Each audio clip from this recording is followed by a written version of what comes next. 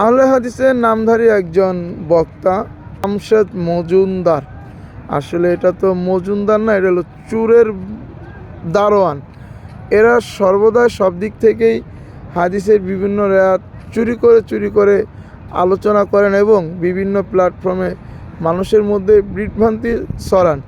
ফিলিস্তিনি ইস্যুতে যখন সোশ্যাল প্ল্যাটফর্মে প্রতিবাদের ঝড় তুলেছে, দালাল জামশেদ মজুমদার আহলে হাদিসের এজেন্ডা এবং ইহুদিদের দালাল, সে তার ভেরিফাই পেজ থেকে একটি পোস্ট করেছেন যে আপনি কি নামাজি, আপনি কি আজ নামাজ পড়েছেন? আসলে এরকম করে মানে মুমিনদের অন্তরে যে রক্তক্ষরণ হচ্ছে ফিলিস্তিনি ইস্যুতে, সেখানে বাধা দেওয়ার চেষ্টা করতেছেন।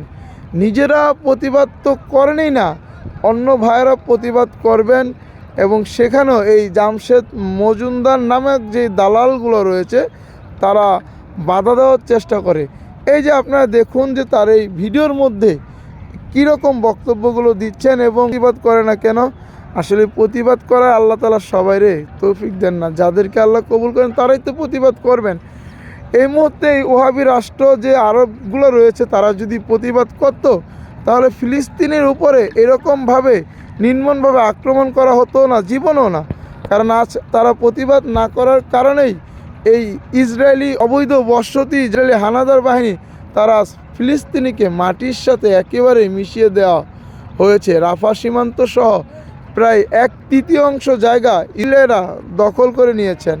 আমরা চাই এই প্রতিবাদ চলুক এবং জামশেদ মজুমদার নামক যেই শয়তানগুলো রয়েছে, আল্লাহ যেন এই ইসরায়েলের পাশাপাশি এদেরকেও যেন দুনিয়ার থেকে একেবারেই ধ্বংস করে দেন।